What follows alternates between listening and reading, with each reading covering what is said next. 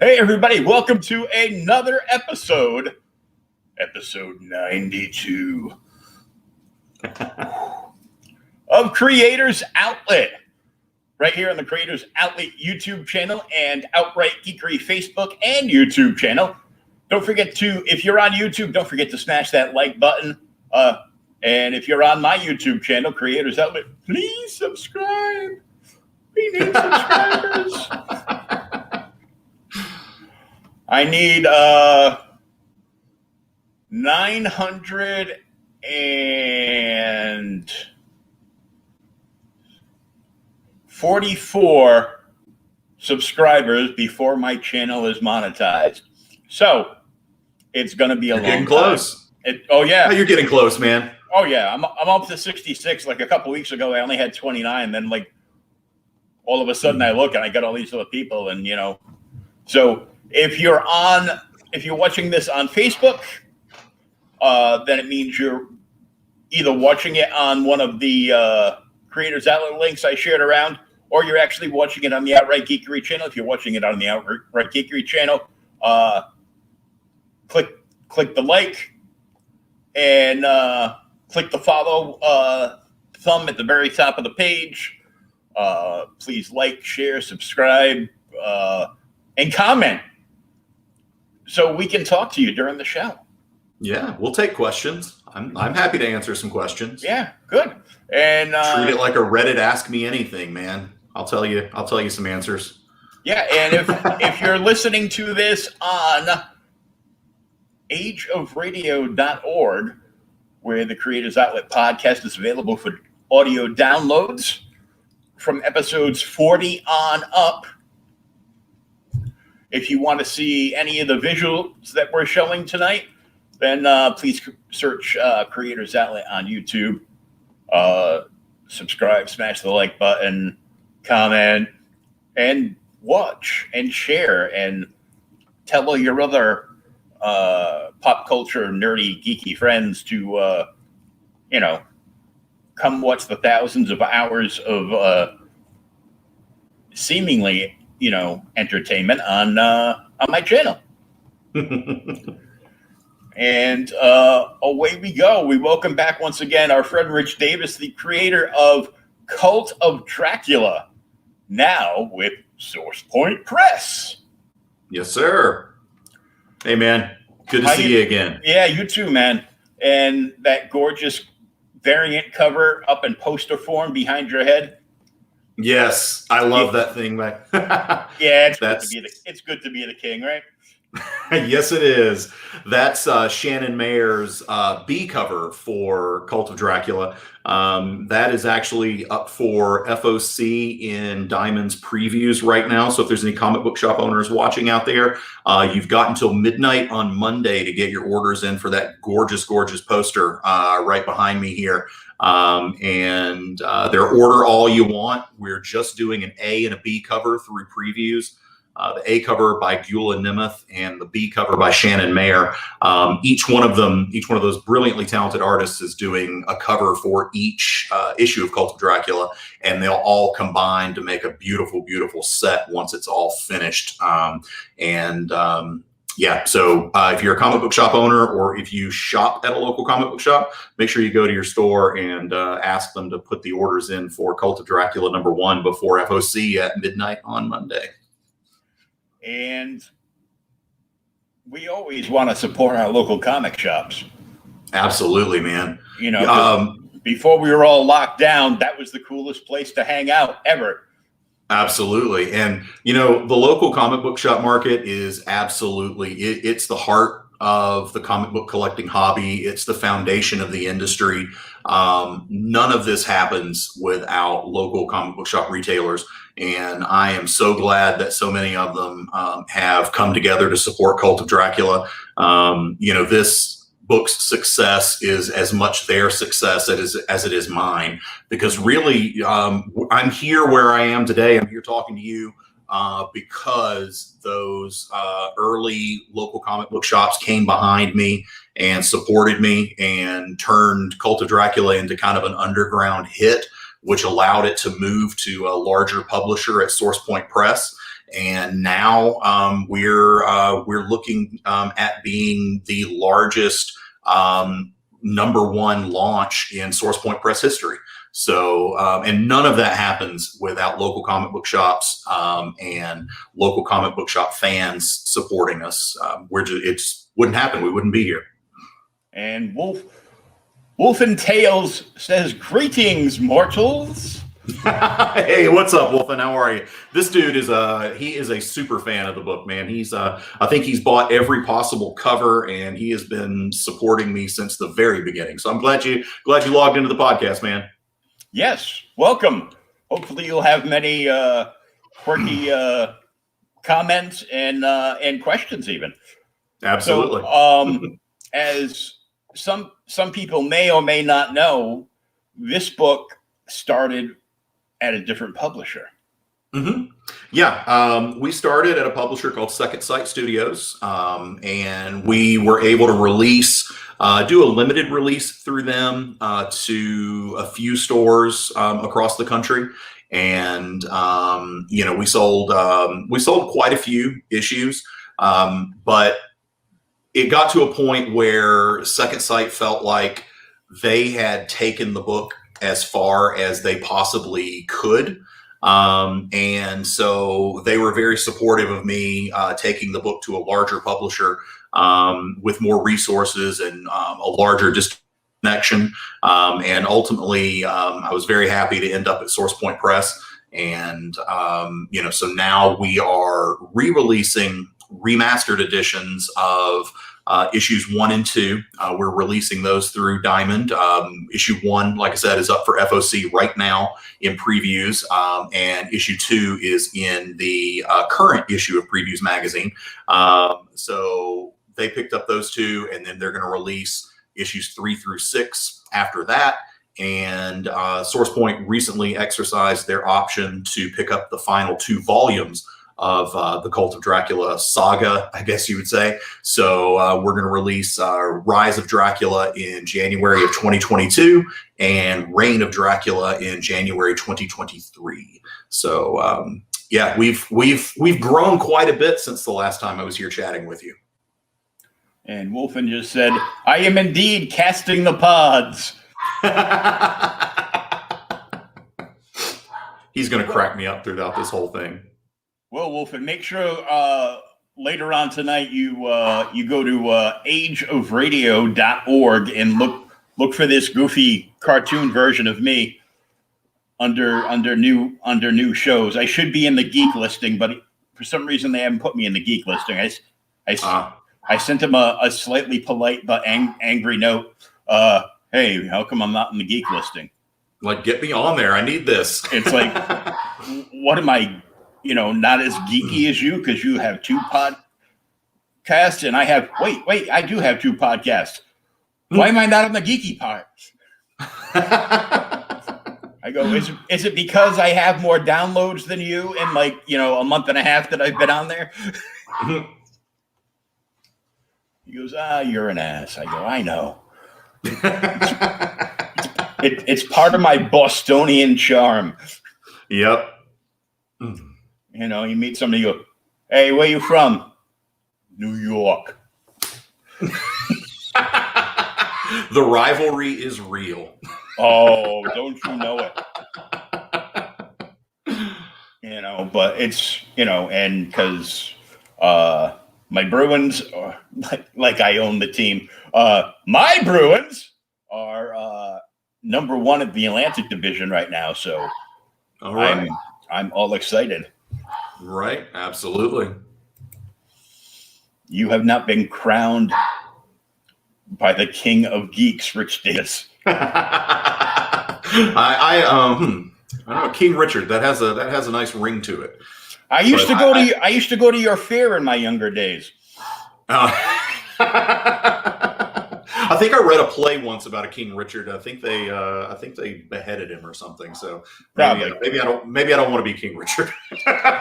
Well, out here in Carver, Mass, going towards Cape Cod, every year they used to have King Richard's Fair. Okay. It still goes on, but every year it gets more and more expensive to walk through the gates, and I'm like, oh, that makes it hard. The king doth tax us till we're dead. See, that's why you need to just go to your local comic book shop, and it's free to walk through those doors, and you can pick up all kinds of awesome books really, really cheap. Whichever one was swollen at the time. Right. So there are still a couple of places where you can get the first edition of Cult of Dracula. But the new Source Point Press Cult of Dracula has got a bunch of extra pages. Like got some and updated art, yeah. Like Dresden case files, but for Van Helsing. Exactly. And we fixed a lot of the art and updated the interior art, fixed some things that Henry wasn't really happy with in the beginning. And then also brand new cover art by Giulia Nemeth and Shannon Mayer. And then we've been working with some amazing artists for some retailer exclusive variants. So those are available through some of our retail partners. We've got covers by Carla Cohen, Alex Regal, and just there's several others. There's some just absolutely brilliant art out there for the new Source Point Press books. And one of the big things prior to Source Point that launched this book into, dare I say, cult status was... I see what you did there. Yeah, see? Oh, wow, he actually was a DJ. He can segue once in a while. Most of my segues are terrible, so... but one of the things was that there was an uber cool variant set cover. And a certain comic book app shouted out, Key Collector. Yep. Shouted out from the rooftops that this book is going to be hot, and it blew out of was it Scorpion? Yes, the Alan Qua variant. Holy cow! That the Alan Qua variant sold out in, like what you said, 20 minutes? Yeah, about 20 minutes. It just blew out the doors. And yeah, Key Collector, man, those guys over there have been great in supporting us. Nick has been awesome. And once they caught wind of the book and saw what we were doing and, saw what the book was about, and then really kind of got to talking to me about, my work ethic for promoting the comic. They saw a lot of potential here, and so they put us on their Future Keys section of the Key Collector app. And from that point on, it's just been a rocket ride to the moon, man. We're rising faster than GameStop stock. That's how we became, we kind of developed this really cool underground vibe. And people who knew about it, they were kind of in on what was going on, and they supported us and kept making us rise and rise and rise. And now, we're with a major publisher. We're in previews. We're going to be hitting, comic book store shelves nationwide on March 31st. So, it all happened. A lot of key players contributed to this. The local comic book shop owners, the online fans, key collector, and man, it's been really cool. Oh yeah, here we go from Wolfen again. Brave Knight, what is your name? I am Sir Circumcision. Circumcision. He's got jokes. Man, if that doctor had sneezed, you would have been Sir Shorty. That's funny. You would have had to hang out with Louis DeVito or something,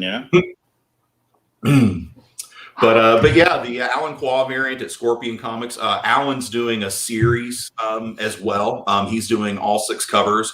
So Scorpion, since we've chatted, not only have they sold out their #1 covers by Alan, they also sold out their #2 covers in about 20 minutes.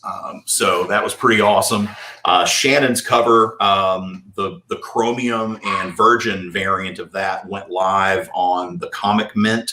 And they sold out really fast. I think they sold out in under an hour.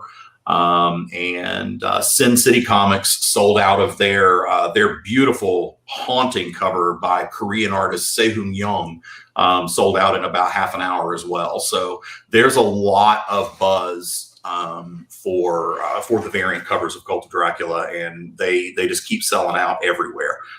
You can go to eBay and find them, but they're a couple $100 already. So. Yeah, I'm afraid I'm going to have to just go with the regular covers.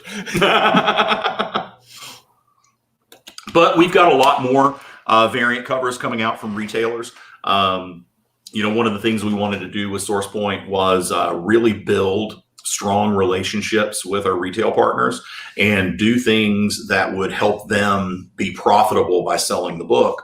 So we did these exclusive covers with some of them, and we've been really supporting them in marketing it, and it's been very, very successful for them.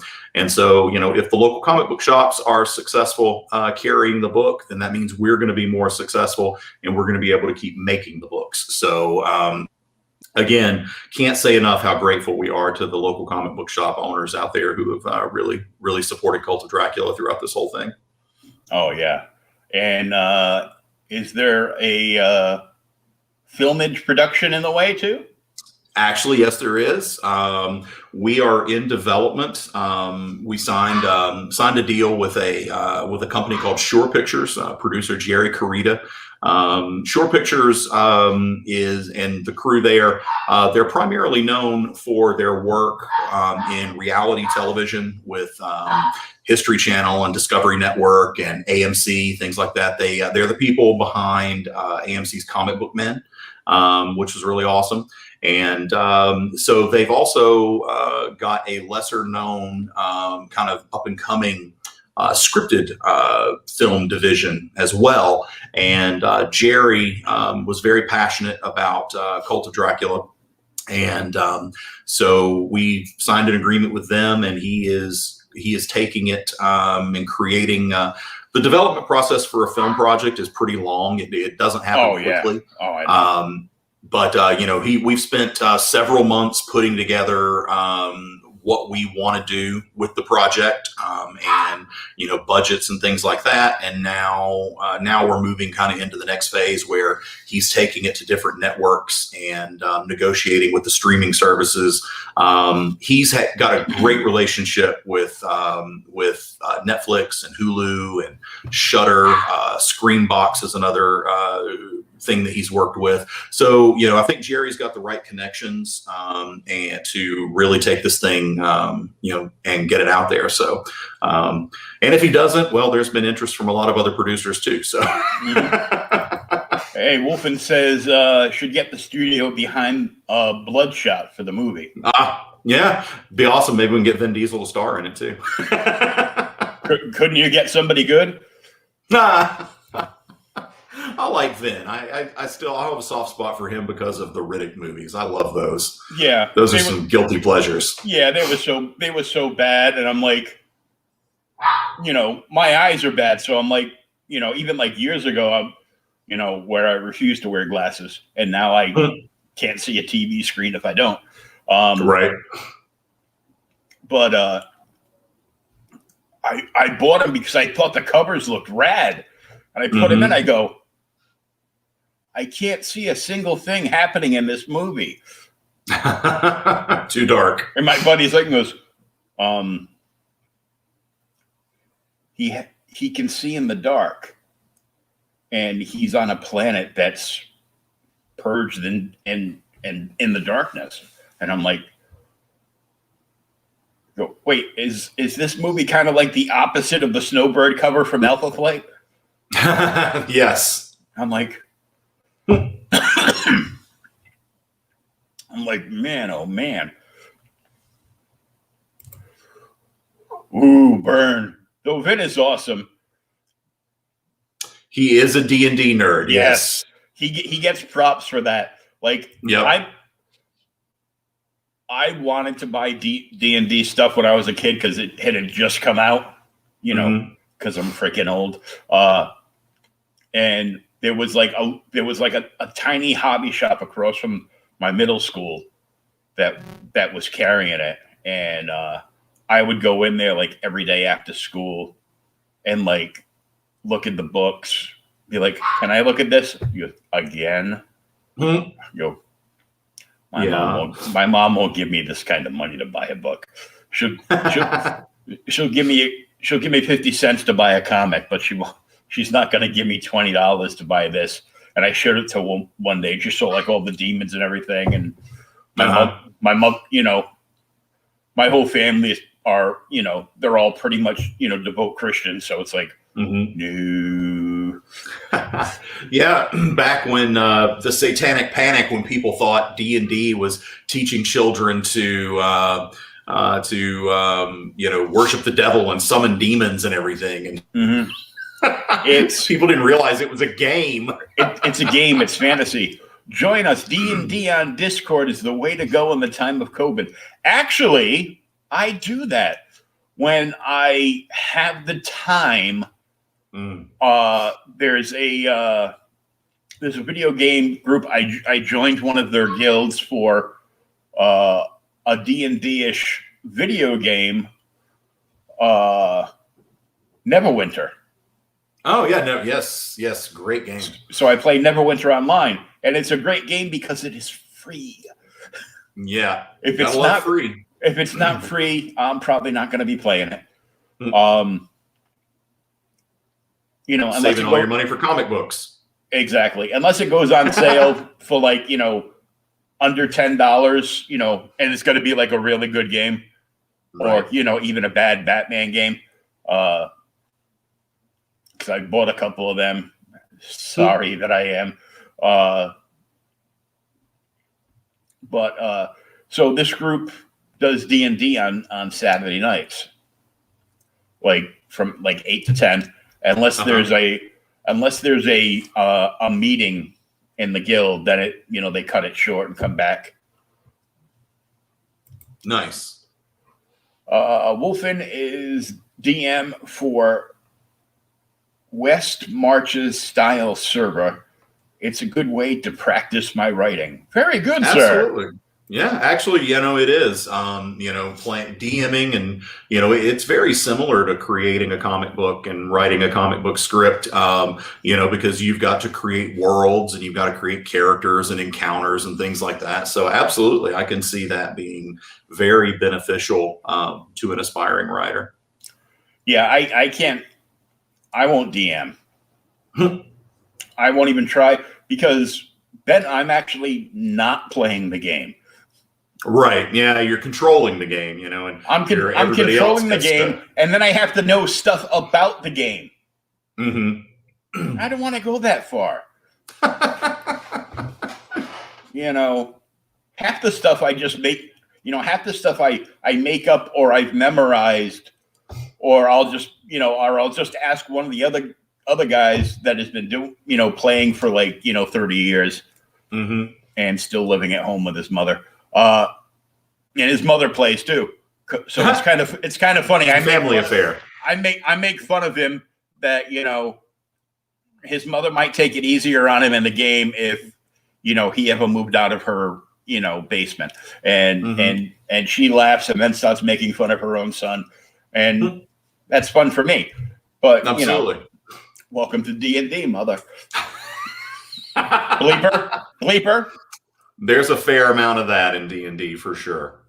I'm playing a campaign right now. We've been on hiatus for a little while, but I've got a fantastic DM. He moved to Knoxville recently from the Seattle area, and I am having the absolute most. Yeah, but I'm having the absolute most fun playing D&D right now that I ever have. I'm playing essentially a Witcher style character. So, we're in a Forgotten Realms campaign, and it's so much fun. I love the game. And yeah, just like Wolfen said, it's inspirational. It helps sharpen my skills as a writer. I think, even as a player, you're creating a character with a backstory, and you're trying to, we actually role play, in our game. So, you're trying to speak in that character's voice. So yeah, for writers, I think Dungeons and Dragons, role playing tabletop games like that, I think they're fantastic, for developing your skills. Oh yeah. The Conan, RPG is amazing. Mm-hmm. And now I caught wind of a Stargate 1 RPG. Yeah, I've heard about that. It just finished, and I clicked on the Ask Me More button, and all I got was, sure, here you go. And they give me a link to the Kickstarter, which ended like months ago. And I'm like, well, this doesn't do me any good. Because I can't get it now. This isn't Indiegogo. I can't buy it now. And the only thing I despise about games that they launch on Kickstarter and Indiegogo is the fact that the only place you can usually get them is Kickstarter and Indiegogo. Right, and if you miss out, you miss out. They don't get mass marketed to game stores. Yep. So you can't go into a game store and get it. And they had like the regular big book for it, for like $50, and the special cover, which looked pretty cool. It was like all black, and it had the Stargate in the middle, all embossed with like all the italic stuff, and it looked really cool, but it didn't look like $185 worth of cool. Right. And crowdfunding, social media, and Kickstarter, Indiegogo, things like that. They're providing incredible outlets for creators to reach their readers, their market in a different way. And when I was developing Cult of Dracula, we considered going the Kickstarter route, because when we went from having several publishers interested in the book to COVID hitting, and all of a sudden nobody was printing new comics anymore. So we had no publishers interested. And we were thinking at that point, like, well, maybe we'll go the Kickstarter route. Maybe we'll sell 500 to 1,000 copies, and that'll be that. But at least we got it out there. But, I'm very happy that we ended up with Source Point Press, so that we could get out nationwide through previews and be distributed by Diamond and get into comic book stores all over the U.S. But, we wouldn't have been able to reach that same market saturation had we gone the Kickstarter route first. So I'm glad we were able to go through the more traditional routes. But I also see a lot of benefits to to people. There's really no wrong way to get your book out there, I guess is what I'm trying to say. So it's never been a better time to be a fan of comic books, because you can find them in so many different places and access them in so many different ways. I mean, you can pick up the floppy copies, you can pick up graphic novels and trade paperbacks, you can buy digital, you can go you can go through Kickstarter, Indiegogo, crowdfunding. We have access to so many options that, when we were growing up, they just didn't exist. You had one choice, and if you missed it, you missed it. So we're nerds today. We are so lucky. Oh, yeah. And for all those people that are watching on Creators Outlet YouTube channel, please smash that like button. Throw some comments in, questions, what have you. Just, maybe just say hi. And please subscribe. Hey, it worked. Somebody actually did smash the like button. Hey, isn't it great to watch the numbers go up like that live? Yeah, it went from 1 to 2. Hey, all right. Come on, third person. I see you. We're going to help you. Hey, I have doubled your audience on that platform just by being here today. So you're welcome. We'll have you on more often now. Yeah, if I double it every time, eventually you're going to be like a rock star. Oh, yeah. Well, a rock star in a wheelchair, but, it's motorized now. So that's cool. Now if they just put a manly horn on it, it just goes, nee, nee. I'm like, oh, can I replace that with an air horn or something? Or maybe one of the old antique truck horns, the auga. That's awesome. I would dig that. That would make more sense for me because, I'm a big guy. So, yeah. So Wolfen says 2021 is going to be insane for comics. People have spent more time reading in 2020, and now conventions are starting back up again. Mm-hmm. Once it's safe, a lot of potential. Very Absolutely. True, sir. Very true. Yeah, I can't wait to kind of hit the convention circuit.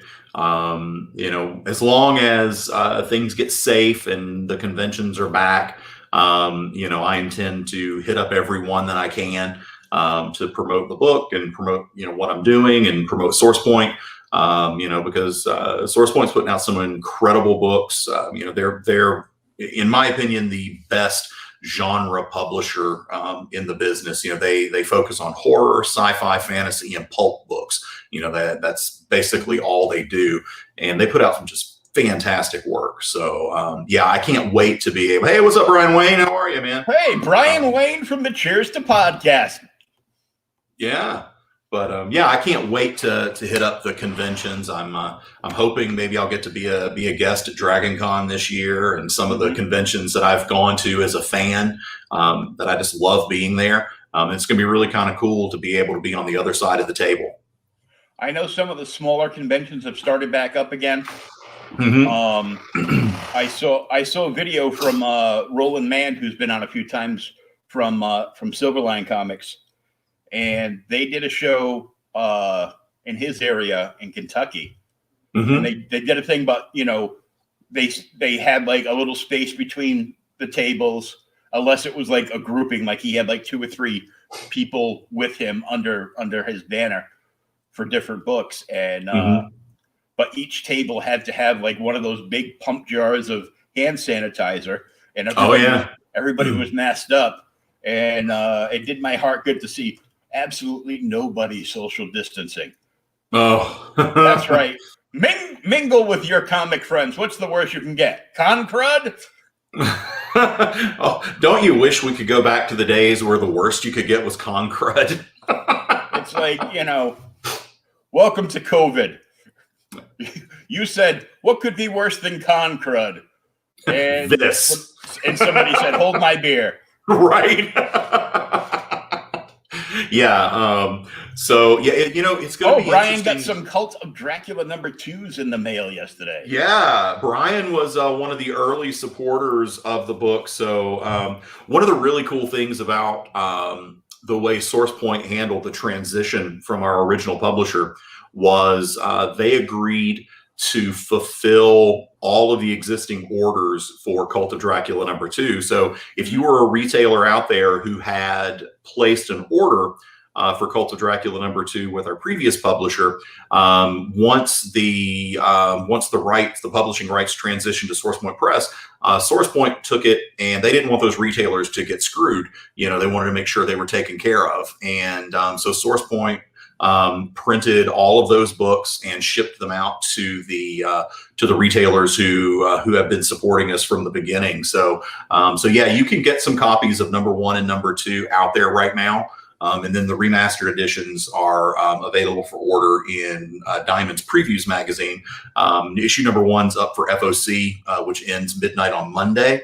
And issue 2 is in the current issue of Previews. So they'll start hitting store shelves in March and April, respectively, and then for the next 6 months after that. So yeah, I hope you enjoyed it, Brian. You'll also discover when you go through your copies of #2 that there is actually a printing error. So if there are collectors listening out there, pay attention to this. Cult of Dracula #2. The standard edition has a printing error toward the end. One of the pages got double printed, so might make it a little rarer collector's item for people.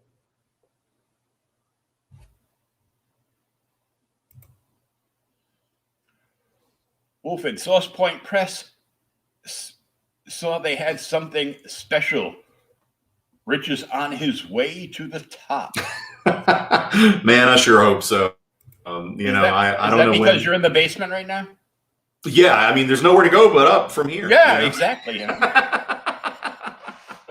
But I don't know when my 15 minutes of fame is going to be up, but I'm enjoying every second of it while I can. Hopefully not for a while, because I hope so. I hope I'm at about 30 seconds right now, but who knows? I might be at like 14 minutes and 58 seconds, and if that's the case, I've had a good ride. I've had fun. Yeah, well, I mean, like this past year, 2020 into this year has been a real resurgence of, horror films and stuff. Oh yeah. Mm-hmm. And horror programs.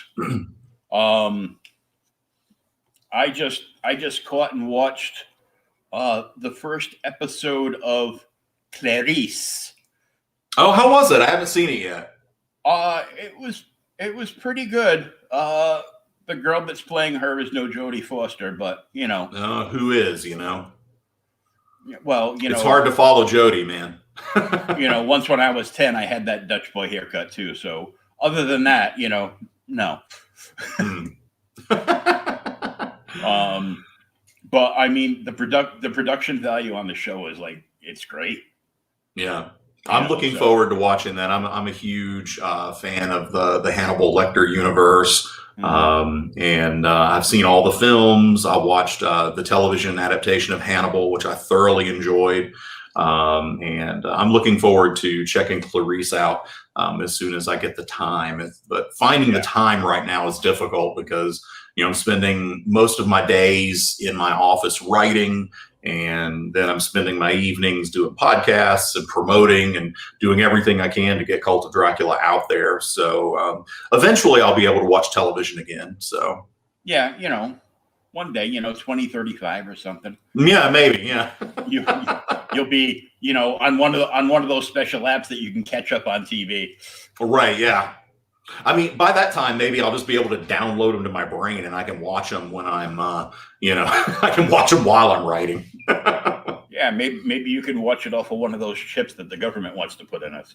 Absolutely. Hey, you know what? If they give me free cable TV in my brain, I'll take one of the chips. I'm good with that. Well, there's got to be a way. There's a way to hack it. Come on. Wolfen says horror is a way of processing through the fantastical and very real traumas and emotions we experience in everyday life. Little wonder it's grown this past year. Yeah. Horror series have grown in all like the small press publishers. Mm-hmm. Dare I say, Cult of Dracula at SourcePoint Press. Ding, ding, ding, ding. If only they gave me a shiny nickel every time I said their name. Say it enough, they just might. It'll be like can you get that guy to shut up? No. We're not paying him. Scout has had tremendous success this year. They're growing, and it seems like every 6 weeks they're announcing another title that just got picked up for production. Yep. And Scout's doing some great work. Oh yeah, they've had some great horror horror themed books out this past year. Vault Comics has one of my favorite horror books, The Plot. Oh, love The Plot. Great book. And I mean, if you read The Plot, whether you bought it in floppies or trade, you want to get the number one special edition in black and white, because good classic horror is made to be read in black and white. You and I are in total agreement on that. I actually wanted to do Cult of Dracula in black and white in the beginning. And I'm very glad now that my good friend Joe Pruitt from Aftershock Comics talked me out of it. Not because I don't appreciate black and white. And I agree with you. Good classic horror should be in black and white. It just feels that vibe, But black and white comics are very, very difficult to sell. And Joe sat me down and he said, look, if you go black and white, you're going to cut your sales by about 80%. So you need to hire a colorist. And so we did. And that's where we found Trevor Richardson. And Trevor's work has absolutely elevated Cult of Dracula to an entirely new level. So I'm very glad Joe gave me that advice about, it's been almost 2 years ago since he sat me down and told me that. So I'm very, very grateful to him for that. Well, what you can always do after this first arc is done, if it's such a big seller as I believe it will be, maybe Source Point will let you go back and do a director's cut where you can write up a whole kind of like prose thing and notes of where everything's coming and going, and do a director's cut in black and white. I would love that. That would be fantastic, man. That would just to be able, because when I'm creating this stuff, and I've started to share some of it on the Cult of Dracula social media there you go, page. Black, white, and red special edition. I can dig it. But I've started to share some of it on Cult of Dracula's Facebook and Instagram and things like that. But, I'm one of those people who, and I do this in my D&D game too. I write these incredibly detailed backstories for all of the characters. And, maybe 5% of what I write actually makes it into the comic. So most readers will never know all of the backstory that I've created for the characters they're reading, but it helps me develop them, and it helps me to keep them real and conversational. So hopefully when they're interacting with one another in the book, they sound like real people instead of, stilted kind of, characters. But I would love to be able to do like, if Cult of Dracula were to get to the point where we could, it merited doing like publishing a Bible for it, just the histories of all the characters. Like if you remember the complete history of the Marvel Universe books, I would love to do one of those. DC did the Who's Who. Yeah, exactly. Love to get to a point where people wanted that. So, if people keep buying the book and if comic book stores keep ordering it, maybe we will get to that point and be able to do a special edition like that, because I am totally down. Oh yeah, that would be cool, because I've seen some of like the special editions, re-releases, director's cuts, what have you, and it's usually the creator, being like you, would do like a special introduction, and in the back would be like, notes, possibly like all those like, crazily detailed backstory, or at least a small portion of them, so they could, understand the characters even at a deeper level. And, now the next thing I have to ask, merchandising. Yeah. The Schwartz wants to know if you're merchandising. I would like to do like some t-shirts and things like that. That's really a question for SourcePoint. We haven't really talked a whole lot about it. But I know that if the demand is there, I know that we will do some things like that. And you know, I've bandied about some ideas about doing like t-shirts or you know, hats or stickers or something like that. Maybe some patches like that you sew on your book bag or your jacket. So it's definitely nothing happening Coffee right mugs. now. Coffee mugs, those would be awesome. But nothing at the moment, but it's something that's been discussed. You know, so hopefully, possibly, you know, a statue or some action figures in the future. Yeah, you know, hey, I really do hope that Cult of Dracula gets to that level of interest.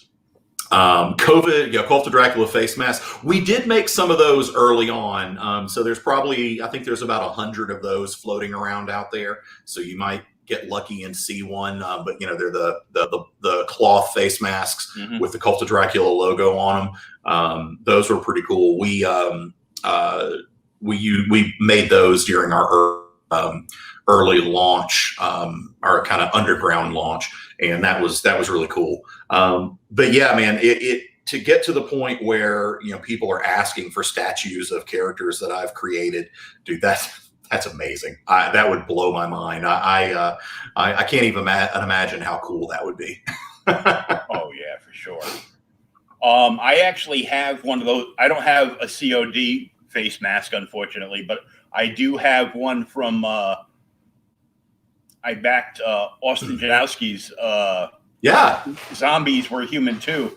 So I bought the digital, you know, because, you know, cash flow. Yeah. But he had this thing where it was like a mini swag box for like $15, and he'll mail you like this small box to your house with all kinds of like cool stuff in it. So I got like, you know, art posters and some like mini print art posters, like oversized postcards. Yeah. That were like swipes of movie posters. Oh, that's cool. And I'm like, and then there was one that basically showed every single zombie that was in the book and numbered them, and on the back it told you who they were. Oh, I love it. And, Austin's a talented dude, man. He really is. So. Oh, he's like just like a super nice guy. Yeah. But the face mask that he made, and luckily I got one. You put it on, and then when people look at you, it says "Future Zombie." That's brilliant. That's brilliant. So my doctors and nurses yesterday, when I was making my rounds to all of them, you know, I had to get I get every like 3 months I get like a cortisone shot in each friggin' knee, because I am not a viable candidate for knee replacement. Oh no, I'm sorry. No, I don't want that. Oh, okay. Well, then I'm happy for you. You know, so she's putting like I call it, it's not Freon, but I still call it the Freon spray. They spray this stuff on your knee to numb up your knee. Well, I can't feel anything halfway past my thigh on my right side. Oh wow. Ooh. So she's like, "Is that cold yet? Can you feel it?" I go, "No." He goes, "Well, this is kind of like the zombie level. I think this might be enough, because now my thumb has gone completely numb. I can't feel it." So I go, "Well, that," he goes, that I'm just going to call that the zombie level. I go, "Oh, I thought you were reading my face mask that said future zombie." Then she cracked up. I go, "Don't laugh until you're done with the needles." So, you know, that got a good crack. I bet it did. We don't have any left, actually, man, unfortunately. But we may make some more. That's definitely a possible.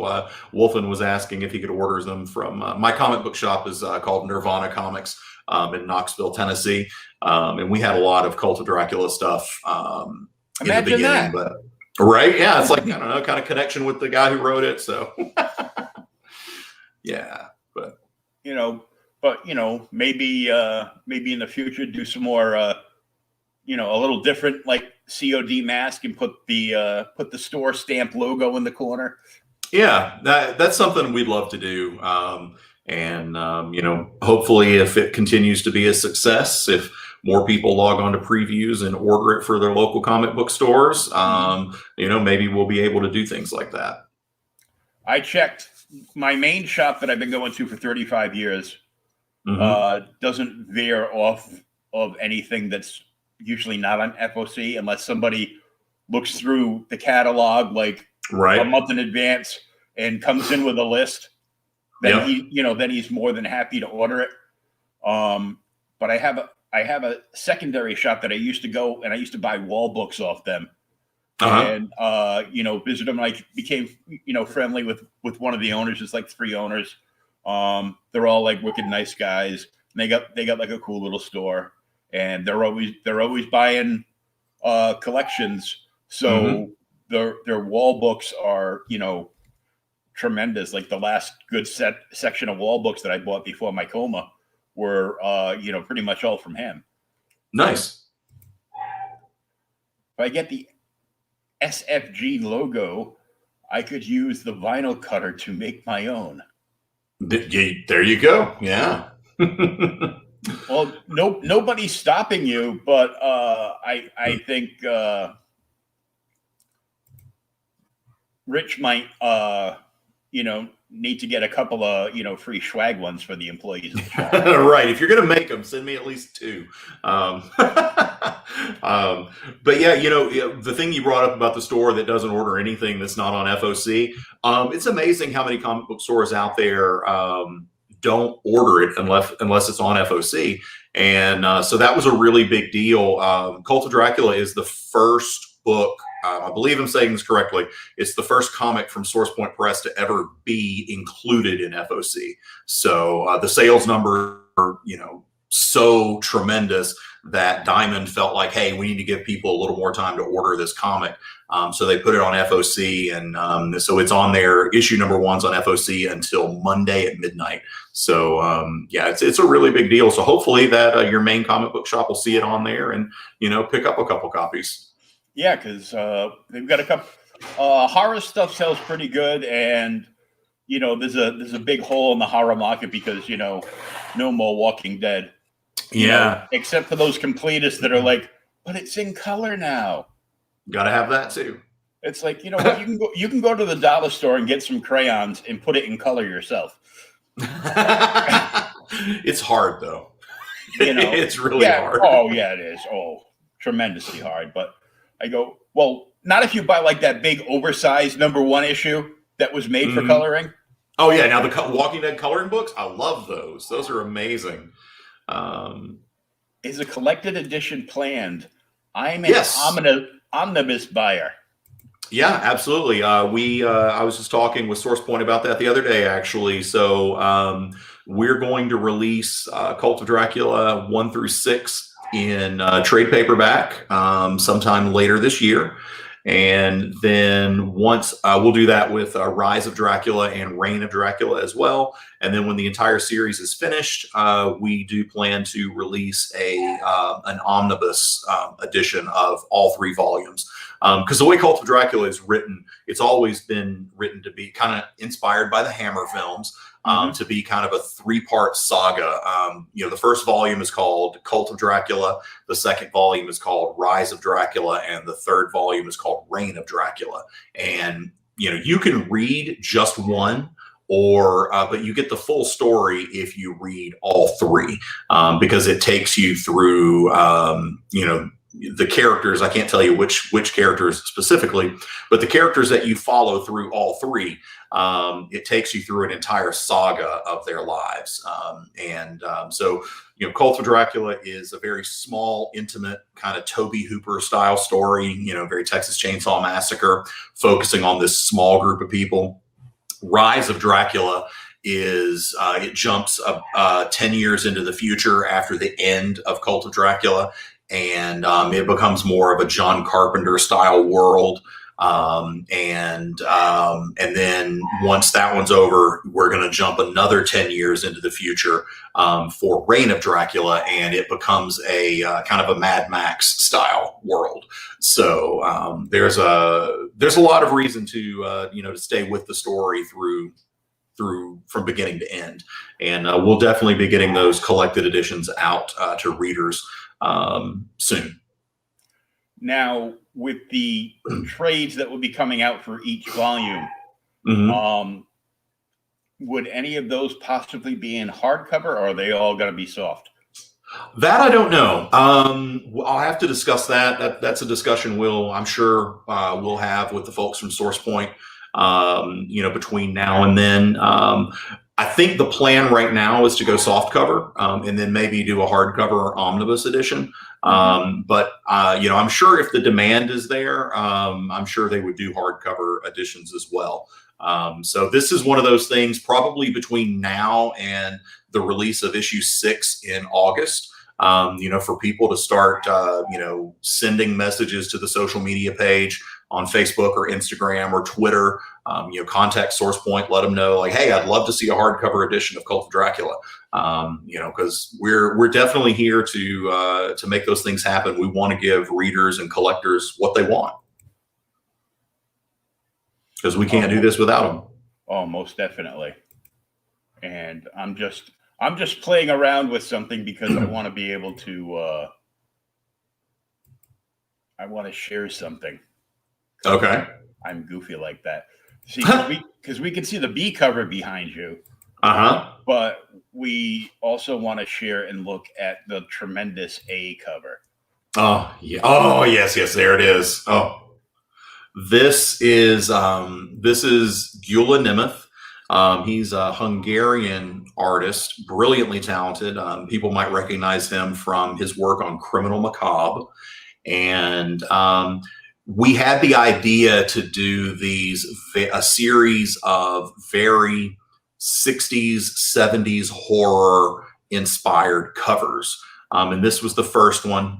It features Signe, Akamu, and Akasha, the 3 brides of Dracula, who are, they've always been some of my favorite characters in the story. And we developed them quite a lot in Cult of Dracula. When Stoker wrote them, he only uses them a couple of times in his book, and they're there to serve a very specific purpose. They represent, Dracula itself was written as a critique on Victorian sexuality and the hypocritical attitudes of the Victorian society towards sex and sexuality. So the brides are meant to represent everything that Victorian men fear in women, which is why he uses them and why they're used so voluptuously in most adaptations. So when I was developing Cult of Dracula, I decided to give them individual identities and explore their backstories a little more. So Akasha was the first bride of Dracula. She was a Nubian priestess before she was taken. Then Signe was she was a Viking skald, so a Viking seer before she was taken. And then Akamu was a Japanese sorceress before she was turned into a vampire. So each one of the brides have their own unique backstories.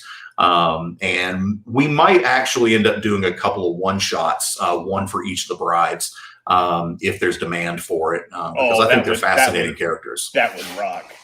Yeah, so that's something. It's on the horizon. I think it's something I've almost decided that I want to do. Wolfen says that cover has some lovely shape language. Oh boy, doesn't it? On point with the triangular mapping and the retro lettering. Oh yeah. Yeah. Giulia knows what he's doing, man. I mean, all of the artists that I've been able to work with on Cult of Dracula have been just absolutely fantastic. Shannon Mayer, he's wonderful. I've been a fan of his forever. Giulia is brilliantly talented. Carla Cohen. I got to send Lucio Perillo a really terrible stick figure drawing that I did because I was trying to explain to him what I wanted him to do with this cover. And I guess, it just wasn't translating. I mean, he's Italian. And so he just said, well, could you just draw it out? And I'm like, oh God, I'm a terrible artist. I said, I can barely draw bad stick figures. And he said, no, it's okay. And so I drew, it's actually up on the Cult of Dracula social media on Facebook. But I drew this terrible, terrible stick figure drawing of what I wanted the cover to look like and sent it to Lucio Perillo. And Lucio is one of, I admire his art. He's one of my favorite artists working today and probably one of the best in the business. And here I am. I just had to appreciate the surrealness of sending him my terrible stick figures, for for this brilliant artist to look at. But we've been so lucky in creating Cult of Dracula to be able to work with so many brilliant artists, and I am humbled and just amazed at the work they've been able to create. Yeah, I've got one of his Virgin variant covers for Vampirella versus the Reanimator. Oh yeah. Number one, signed in one of them plastic coffin things. No, it's nice. Can't read the book like this. Thank God. That's why you buy 2 copies. Well, I am doubly blessed to get, have publishers send us, review copy. Absolutely, yeah. To check out, and I'm like, good, because I really can't afford to buy all these damn books. As much as you want to, yeah. Yeah, and I mean, the variant covers have gone; they're just out of control. There is a vast and thriving variant market out there, and it's one of those. It's like what you have to tell people is just remember. You don't have to buy all of them. The variants exist for the people who love them. And if you don't love them, it's okay. You can just buy the regulars. But yeah, especially for a small press comic like us, variant covers, they were a keystone to our success and being able to work, with the retailers and give the retailers a sense of ownership in the project. And, because these retailers who have gotten the exclusive covers, they're invested, their success is our success is their success. I give more props to shops, big or small, that want to get an exclusive store cover from an indie book than I do any day from the big 2 or Image or Dynamite or anything. And Dynamite was pretty much the one that just wouldn't let go of all the variant covers. It was like every book had 10 covers, and we lost more customers because at a point because they would old collectors are sick collectors. We coined the phrase "gotta get them all" way before Pokemon came along. Way before Pokemon, yeah. It's like, and I'm a big, I love this book so much because I love the old style horror, and as you know from talking to me before, I'm a big Vampirella fan. And I hate that there's all these gorgeous Vampirella covers. And now, because it's so popular to do, there's 20 or 30, shops and or online dealers, which are actually doing the covers, which are actually just the convention dealers, but they didn't have any place to go. Right. Doing these covers, and some of the dealers, are reasonably priced, because we know that there's a big vig to the publisher to be able to get a cover. Mm-hmm. And then you have to order X amount of that cover. Yep. Yep.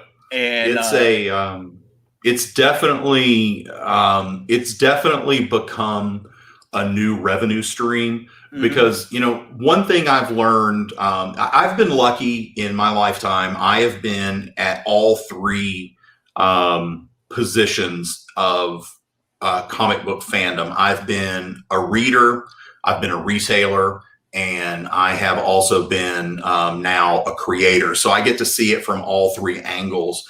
And one thing I have learned being on this side of the table is that how little money is made per comic. It's not an easy, profitable business. And most small press publishers, most small press books, lose money.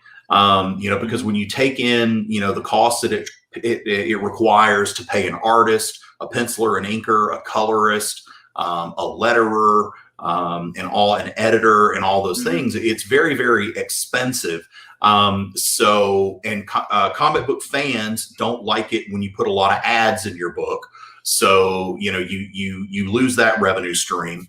So the variant cover market, especially the store exclusive variant cover market, it's almost become a necessity for small press books. At least, the ones that are able to do that, because it creates that extra revenue stream that can get you to a point of profitability. And if you get to that point of profitability, then you're going to be able to finish the series, because nothing sucks worse than starting a small press book and it gets to issue 3, and then they don't have the money to finish issues 4 and 5, and you never get to the end of that story. But unfortunately, that happens in the small press world. I mean, it's less likely to happen when you're with a company like SourcePoint Press, because they've got a track record and they've got the resources and the distribution. But there's a lot of folks out there, a lot of smaller press books that are just struggling to get enough money to finish. So I'm glad that retailers are embracing these retailer exclusives, and I'm really, really glad that fans are showing up to collect them. And apparently Wolfen says, yes, I do. Has to buy all the covers of everything. I think he has. I think he has bought one of every cover of Cult of Dracula, which I'm honored. We've got several people who have done that. The what's funny too is, like, I'll complain about people wanting to slab everything. He goes, oh, so you're an anti-slabber? I go, well, no. I've got a few. I sold a few too. I actually had a slab. It wasn't a high end slab. It was like a 7075.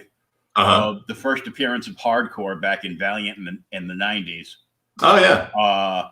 I gave that away to a friend of mine who bought a signed copy of Harley Quinn 25 by Frank Joe, and it was part of like a 2-part cover. So you got cover A and B, you got the poster. Yep. The completed picture. So I won this in a blind auction on Facebook. A signed book. All we saw was the backing board, and they announced that it was a signed book, and a lot of people that had the money went in on the previous ones, and they would say whether it was Marvel or DC or independent. Right. So everybody jumped on the Marvels, wishing and praying for the illustrious Donny Cates signature on a Venom book, which I would of course follow up with my infamous hashtag I hates the Cates. I love Donnie. I love Donnie's work. I love his work before Marvel. I really love God Country and Interceptor, and there's another the book that came out right before Interceptor. I can't remember the name of it, but it was vampires versus mech suits. Essentially, vampires had taken over the Earth, and humans had retreated to the moon, and now humans are coming back to Earth trying to retake the planet in mech suits, and it was just so awesome. I loved that book. I think when he went to Marvel, before the whole, and I thought the Cosmic Ghost Rider was exactly what it was. It was just, a ploy. It goes too far. I'm like, I'm sorry, but there's no way that Thor can kill Galactus. I don't care how much power you give him. Go away, man-child. I even responded on his Twitter, because I took a lot of heat from the guys over at Outright Geekery, because I read and reviewed crossover #1, and I went in our private chat for the site, and I'm like, damn it. He goes, what's the matter? I go, just read crossover #1. Oh my God, you like the Donny Cates book? I'm like, and you're like, yes. Yeah, crossover was well done. And I responded on one of his tweets, on his Twitter feed, and I said something. I go, are you ever going back to actually writing, or are you just going to stay with this formula that has just, kept you on a road to success? Ouch. And of course, the blind legion of Cates fans, all jumped on me, and I'm like, go away, petulant man children. And I love stoking the fire. Yeah, I followed that with hashtag I hates the Cates right on his own thing. So, he probably has me blocked or shadow banned on Twitter or something. I don't know. And I really don't care. So I love Donnie. I do. I love Donnie's work. God Country is one of the, I think is one of the best books ever written, especially for fathers and sons. Whether you had a good relationship with your dad or a bad relationship with your dad, this book is for you. It's just a wonderful, wonderful comic. So, I admire what he's doing. It's hard to create comics. I can tell you that, and to create on the level that he does, oh man, that's a dream right there. Yeah, I missed out on God Country, but I bought the big giant trade afterwards. Nice. It's so well done. I loved it. Well, I love trades too, because, as you well know, over 65% of the comic book sales market is trade paperbacks and graphic novels. So, yep. And Wolfen knows that, because he likes all those big fat omnibuy. Yep. That's correct. The omnibuy. It's hard for a book to get to especially a small press book, to get to the point where it justifies a trade paperback, because, a lot, if they're not selling, if enough people aren't ordering them through issue 3, then the company's not going to invest the money into the trade paperback. And I think that's a shame, because while I do understand it from an economic perspective, it's a shame, because as a retailer, I know how many people there are out there that only read trade paperbacks. And especially with genre books, with horror and sci-fi and fantasy, they don't really always want the floppy episodic style books. They want to binge the whole story. And but it's kind of a chicken and egg thing, because if enough readers don't show up to order the floppies, then the publisher is not ever going to make the trade. And it's a tough row to hoe. So I'm very happy that Cult of Dracula has already reached a point where Source Point has said they're going to do a trade paperback. Because I think once we get into the trade form, I think we're really, really going to reach a lot more people. So we're very, very happy with that. Oh, yeah. Well, I think some of the small press outlets are actually missing out on the backside because of the huge amount of people that just buy trades. Yeah. And, it's hard, because everything you do in the comic book industry is a gamble. And, there's sometimes, again, profit margins are very, very thin. And comic books, even at $4, they're still an incredibly cheap form of entertainment, considering the amount of work and the talent that goes into creating them. So when those profit margins are thin like that, you've got to make some really tough decisions about how to collect them. So yeah, I mean, the thing, I guess the takeaway from that is, if you love something and you want more of it, support it. That's if you're a fan of a small press book, if you're a fan of Cult of Dracula, please ask your local comic book shop to order it, and not only order number 1, but also 2, 3, 4, 5, and 6 as well. Because we've got I've got a story that I'm very proud of. And I'm very proud of the work that a lot of very talented creators have put into this book. And I'm very proud of the work that my publisher has put behind it to get it out there. And I'm really proud of the retailers who have supported me and all the fans who have been pushing this thing. So I really want to get it out there. So please ask your local comic book shop to go and order Cult of Dracula from Diamond. Speaking of fans, Wolfen wants to know if Cult of Dracula is on Comixology on Amazon. Yeah, we're definitely going to be doing digital. I think I don't know the exact plans on how that's going to work, but we are probably going to release the digital maybe a week or two after the print copy hits shelves. So yeah, you will be able to go and get digital versions through Comixology and some of the other outlets there. Very good. See, Wolfen, now you don't have to put your fingerprints on all those COD covers. You can just pick up your tablet and read it. And I just bought a brand new tablet. Thank you, government, for my big whopping $600 check. And you did exactly what you're supposed to do with it. You injected it into the economy, and you bought yourself a tablet. That's awesome. Yep. I bought a Galaxy. Nice. I bought a Samsung Galaxy A7. Those are cool. Through the recommendation of my partner from my Thursday night podcast, OK Boomer.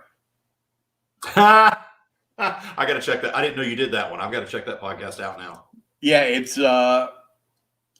it's all about back issues. So it's kind of like comic book history. Nice. That's awesome.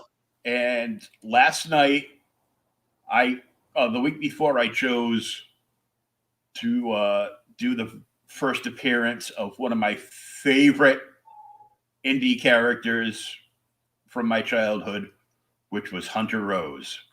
Okay.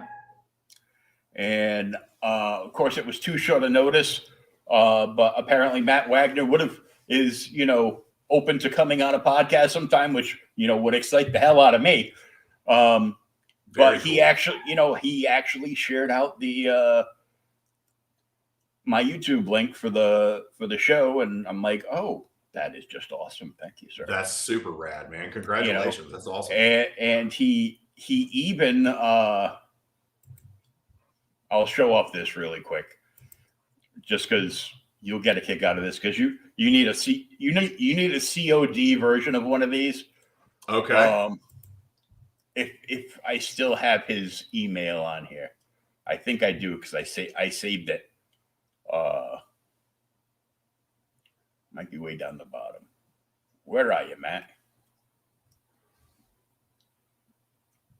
Way down the bottom. Kevin Porter, Andrew. Oh, one of your peers from your Source new Point. from Source Point Press. Bob Sally is in my mailbox. So I was asking him about a book that he was recommending. Right on. Yeah, there's a lot of great, talented creators over at Source Point.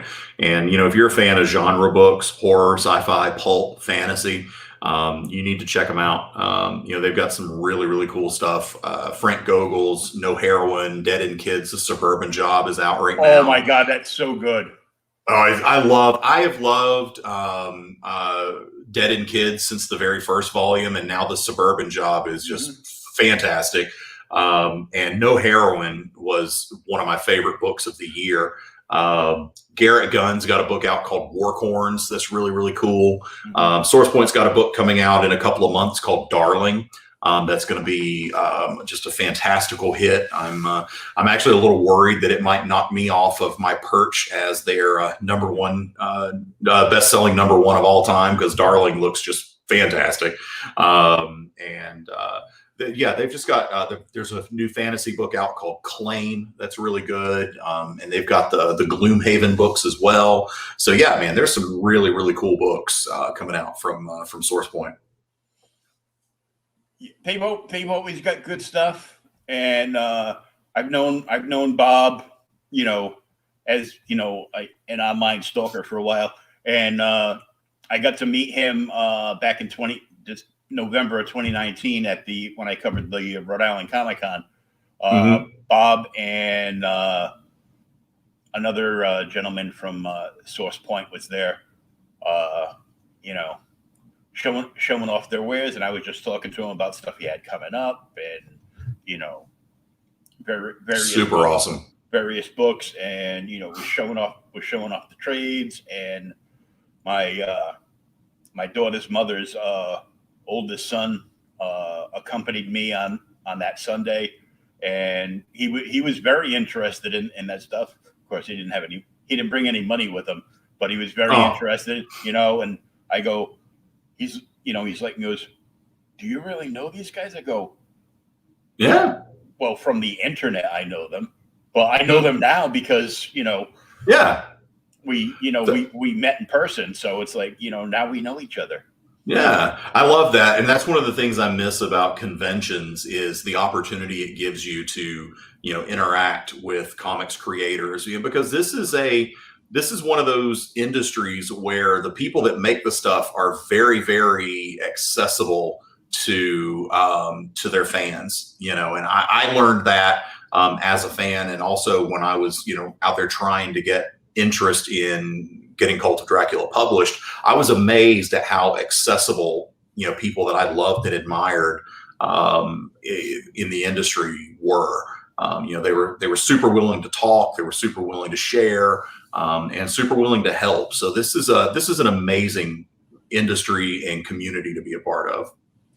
Yeah, I had, I was way past excited because, I got to go in, and I didn't have the Ginchy powered wheelchair at the time. I had the manual power. So, right. I could push myself along for a whole 5 minutes, and then it was like, my arms would fall off. But I was so excited. I got to meet Neil Adams for the first time. Oh, legend. And I talked to him for about 45 minutes between setup and actual opening. They let because I'm press. So and I'm in a wheelchair, so they let me in early. I met the guys that do the Toking with the Dead book. Nice. And I talked to them online, and I did like a pseudo interview that I wrote up afterwards, and they've since been on the show, again, and it was definitely an adult oriented show that night. I'm sure. I'm absolutely sure it was. There were a lot of cannerific products being used on air, so for medicinal purposes. Mm-hmm. And so was the alcohol. But we had a great time. I another thing that I did with part of the stimulus, the small part of the stimulus check, the supposed 1,400 that's still coming, but I will not hold my breath because they say, Congress is too busy trying to impeach a president that is no longer a president. You can't remove somebody from office that's not in office. I hope the 1,400 of the rest of the stimulus does come, and I hope people inject it into the comic book stores. The comic book stores need you to go out there and buy those books, man. Oh, for sure. Yeah. You need to go into your local comic shops and, buy books, whether you're buying floppies, trades, hardcover, omnibuy. Wolf, I'm talking to you. And apparently wolves love their iPads. Get it because they have pads on their paws. Yeah. I personally hate Apple products, so gotcha. I will not buy them. But you gotta buy boxes and bags and boards and posters and toys. Some stores offer like all different things. Like my main shop, they're very cut back when it comes to ordering like any toys, because Diamond, the lovely people they are, do not give stores, as you know, a discount for ordering toys. It's like, well, we're going to charge you full price basically, and by the time these toys get to you, they will already be in a discount bin at a local department store. Yep. It's hard, man. And, sometimes I think we take for granted because we've had local comic book shops for so long and local nerd stores for so long. We kind of take them for granted. But, the only thing really standing between the true corporatization of the comic book hobby is local comic book shops. Because if you were to snap your fingers and all the shops were to go away and all you had were these mass market outlets, the only comics you would start to see would be from Marvel and DC. And then you would probably see Marvel and DC shrink their lines quite a bit to where all you saw was Batman, Superman, Wonder Woman, Spider-Man, X-Men, Avengers. But the reason comic books are so diverse, and the reason we have so many genres and so many different styles of books and so many different unique characters is because local comic book shops who actually care about the hobby and care about the books are able to curate these collections and kind of make sure that these books get into the hands of the types of readers who want to read them. So, comic book stores are so vital to the success of our industry. And I will never stop evangelizing for them. And I really want people to go out and support their local comic book shop. If you have to buy it on Amazon or if you have to buy it on eBay, that's fine. But try your local comic book shop first, because they're the most important people in the entire hobby. Because without them, the hobby just doesn't exist. Yeah, and it's like, what fun would it be just, it's one thing. I know my co-host Thomas on Boomer has to order all his books online because he lives in Southern Georgia, and there's not a comic book store around him for like 50 miles. Right.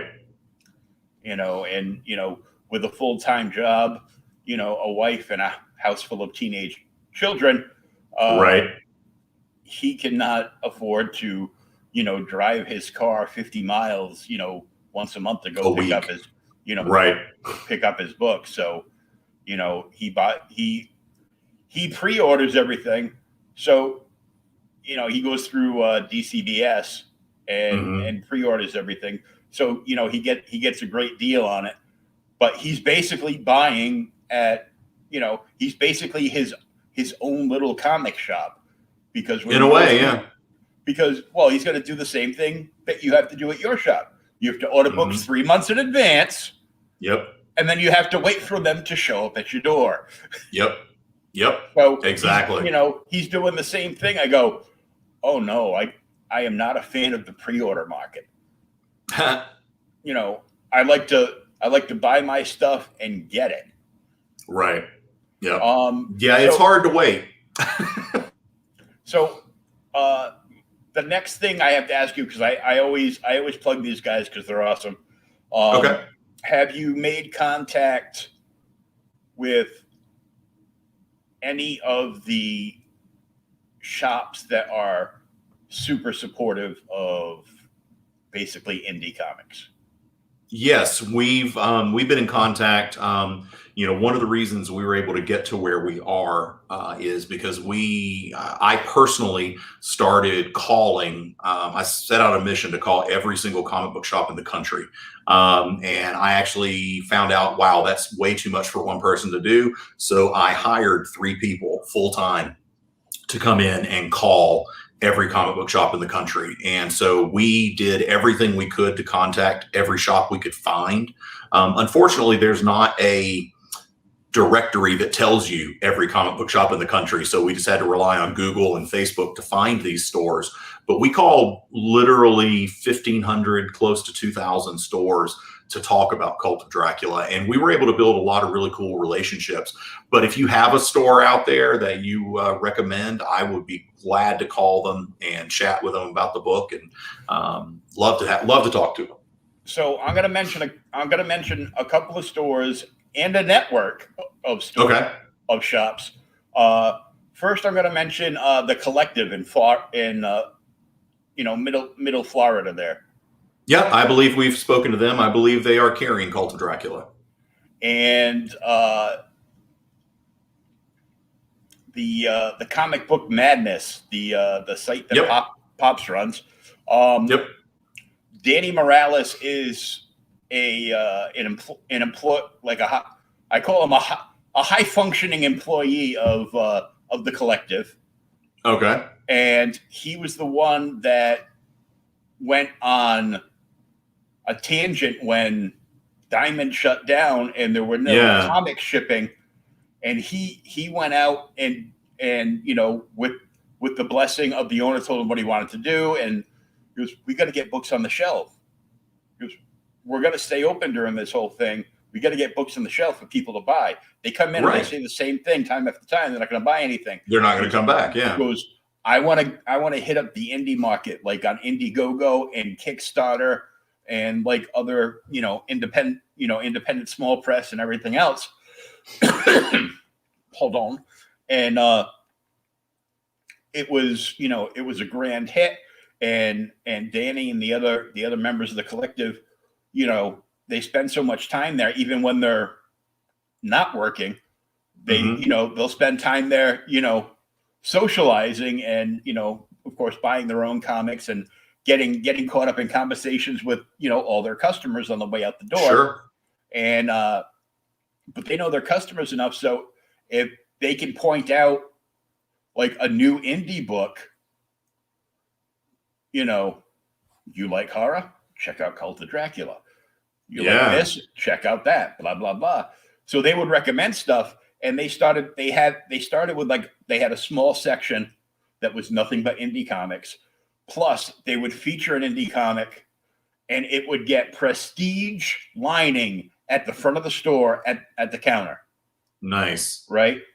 And books like Voodoo Nation and a couple of others that I know were up there. And then when they feature a book and they'll buy a bunch of it. They've actually started buying, back to the store exclusive covers. They've actually started ordering small press store exclusive covers. Nice.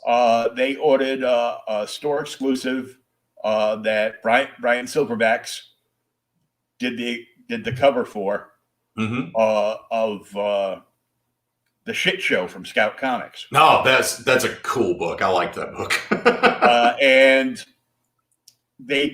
he did a homage cover to Goonies. Nice. But with all the characters from the shit show. So love it. Love it. And I love Goonies, one of my favorite movies of all time. Truffle Shuffle. Oh man. But yeah, I hope that that store has I hope they ordered Cult of Dracula, and I hope maybe they're stocking some of our retailer exclusives there too. And there's some cool ones. Why I mentioned them, Danny Morales is actually a member of the just peeling off my band-aids from my cortisone shots. He's a member of the Comic Book Madness. Okay. So you can go in, even if he's not on your friends list, you go into a group that somebody else is a member of, and you can type in their name and it'll come up so you can, contact them. And he has a podcast as well. Oh, well, maybe he'll invite me to be a guest. The store is its own. They've even flown in indie creators to do in-store signings. Oh wow! Oh yeah. And I'm going to be doing quite a few of those this year. So I'm glad you brought that up, because we just put a promotion out for kind of get this last FOC push for Cult of Dracula #1. Any store that orders a minimum of 100 copies of Cult of Dracula before the FOC date, which is midnight Monday, if you order 100 copies before then, I will come to your store and do a free autograph signing. I will sign for all of your customers for free, and we'll either do it in store or virtually. I know a lot of stores aren't doing in-store stuff right now, so we're going to do virtual signing as well. But yeah, I would love to go to Comics Madness, and I'd love to come on their podcast. I would love to go do a store signing. So if you want to make an introduction for me, I would be happy to meet those guys. Oh yeah, I will. I'll be sharing it out and getting in touch with him. The next store I want to mention is Jen King's store, Space Cadets in Texas. Yeah. Jen is actually doing a store exclusive or a CBSN exclusive for Cult of Dracula. So I think now I'm excited, because I have spent way too much money on CBSN exclusives. They're amazing. I highly recommend you check them out. Check out their new network called the EXP. And Jen is an amazing person. Jen is brilliant in the industry. She was doing things that the industry has adopted industry wide. She was doing them before anybody. I mean, she's a trailblazer, brilliant businesswoman, and just an absolute pleasure to work with. So please support her. I believe her cover is by Kayla Valero, who is a brilliantly talented up and coming artist in the comic book world. And beautiful, beautiful art. True artist. Yeah, because Jen and Jesse James from Jesse James Comics out in Arizona were the two people that created. They got together and they created the Comic Book Shopping Network. Yep. And they've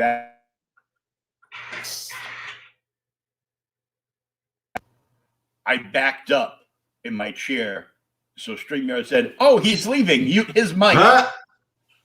I was wondering. I was like, "Oh wow, we lost audio there." So like I've interviewed Jesse before when they first got the deal from Scout. Mm-hmm. All the new Scout #1s, then would get their own, exclusive covers.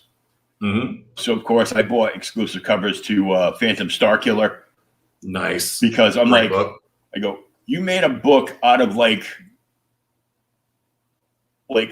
some third rate,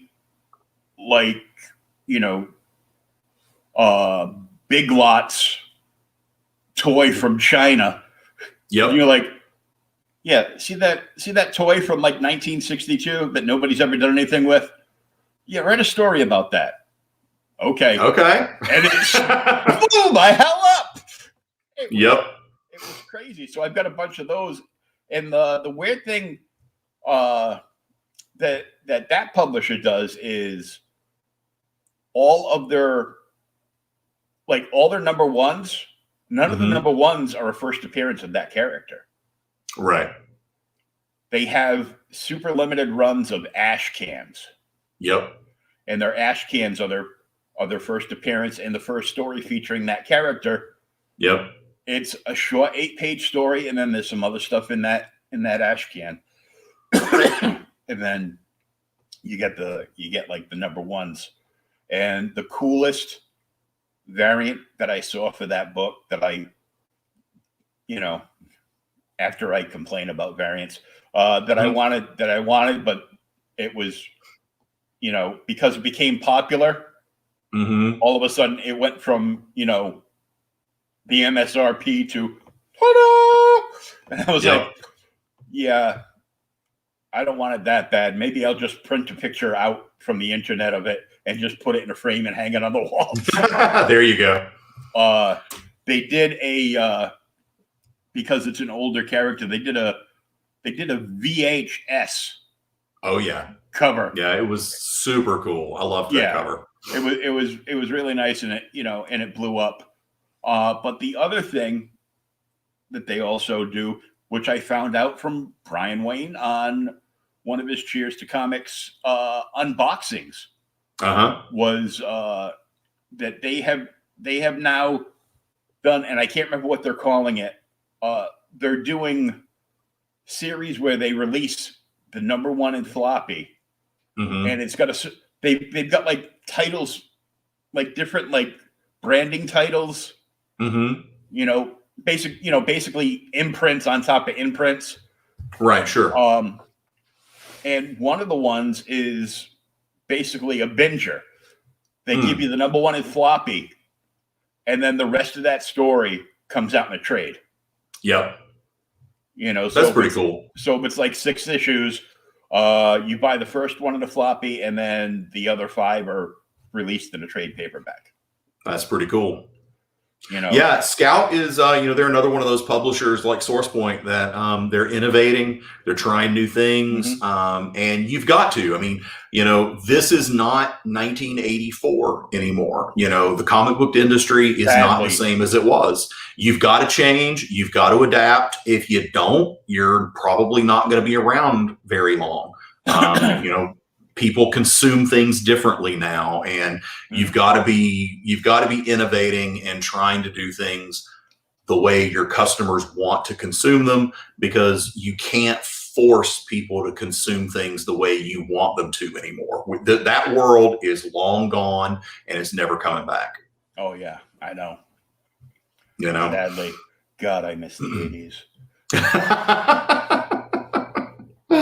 I was younger, thinner, better looking, had a full head of hair. It was had better knees. Oh God, yeah. I had better everything. Everything worked. Now it's funny. They, a nurse that they sent over a nurse because I had to get X-ray, my yearly knee X-rays for them, and she sees me in the chair, so she automatically figures now. Yeah, I'm old, but I'm not like Methuselah old. So she she's projecting very loudly. Like she's talking to somebody next to her at an AC/DC concert. Right. And which you do have to speak like that if you want to, like, you got to scream in somebody's ear. But so I played into it and I go, "Hey!" And then she spoke louder. And then when we got into the X-ray room, she was speaking even louder. Plus, it was echoing because it's the X-ray room. Right. Yep. I'm like, "Can I tell you something?" "Yes, sir." "I'm actually only 51. And I can hear fine. and the only thing that still works at 100% is my hearing." Brilliant. And the girl that works with her, that the other technician in there was like, goes, It's not just you. She yells at everybody. I go, are you Italian? She's like, no, I'm Irish. I go, oh, for fuck's sake. It's funny. Oh, what's Wolfie saying now? I called Memory Lane about your comic, but they already have it on order. Great guys down there. Love to hear that. Yeah, that must be local. That's Wolfen's local comic book shop. I think he's still in Wilmington, North Carolina. So Memory Lane Comics, great store down there. If you're in that area, go check them out. And they're going to be carrying Cult of Dracula, so that's fantastic. Big shout out to Memory Lane Comics for carrying COD. Absolutely. We need to start referring to it as COD. That sounds like, because then you've made it when you're getting like an acronym for your when your book shares the same acronym as cash on delivery. Yeah. Which is also something that makes you happy. Yes. Here's your books. Of what? COD. Oh. How much is it? Here's the bill. Gotta love it. We do love it when we get paid. Oh, ain't that the truth? Yes, sir. I loved it because I sent out all my COD. Yep. It's dynamite. Must be getting late where Wolfen is. He's getting a little punchy now. Yeah. Well, no, he's East Coast too, so it's it's like a little after 9 o'clock. Okay, so not too bad. Yeah. Punchy early. Yeah, it's not past my bedtime, so it's not past yours. Right. Yeah. I sent out all my invoices today from the toy sale I told you I did in the interview show, and everybody is paid now, and now I just have to finish packing and shipping, and they'll probably be like sent out like either Monday or Tuesday, depending, because we are supposed to get walloped with a hell of a snowstorm on. Right. It's going to be like the Sunday. worst ice storm in the Midwest history, I think. Mm-hmm. So, Wolfen says, "Don't worry, I'm nocturnal." Right on, man. Nocturnal for me used to mean that I would have the blankets pulled up. I would have my Star Wars blanket pulled up over my head, and I would also have a flashlight under the covers reading comics, and I would get caught every time by my mother, and like every third time I would get the big wooden spoon off the wall across the cool. Oh. Yeah, nice. So it's nowadays I don't have to worry about that. I got a lamp behind me, and overheads, and worst case scenario is you buy a GoPro that straps onto your skull, and you just put the light on from that and read it like a miner. There you go. Yep, it works. So once again, we want to wish you congratulations on all your success on this book and upcoming movie. Yep, that's what we're working on. Working on. It's either going to be a 3-part, 3 90-minute films, or 3 like a mini series type thing, like you see on Netflix a lot. So that's really things that Jerry and I from Sure Pictures need to discuss. And it depends on the network as well. Like I said, the film development process is a long process, but we're moving on down that track. Like Paul McCartney said, "It's a long and winding road." That is so true. So true. It's I know because another creator friend of mine up in Canada. Mm-hmm. His book, his big book, that he did mostly through Image. The last 3/4 of it got picked up by NBC. Nice. And he couldn't. It was like a 3-year process. Yeah. From the time he found out it was getting picked up to the time he finally got a check. Yep. Could actually mention it, you know, in interviews and stuff. Yeah, there's a lot of things I can't say right now because contractually, I can't say, but it's moving down the track. That's something that's about it. That's about as far as I can go with it right now. Yeah.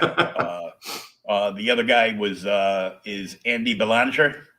Oh yeah. Mm-hmm. And he's doing Mother Trucker right now, right? Yeah. Oh, that's awesome. Yeah. And I got a story about that too. It happened in my interview, so I can talk about it.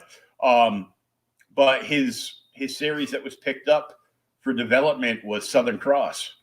Oh yeah, I love Southern Cross. Yeah. Oh yeah. But he told me was that Becky? He worked on that with Becky Cloonan, right? Yeah. Yeah. Okay. Wonderful book. Oh yeah, it's so good. He told me that Mother Trucker in real life is actually Lacey Evans from the WWE. So I can see that. So they worked out like if somebody pledged like a ridiculous amount of money, like $2,000, they would get their own private Canadian wrestling match. Huh?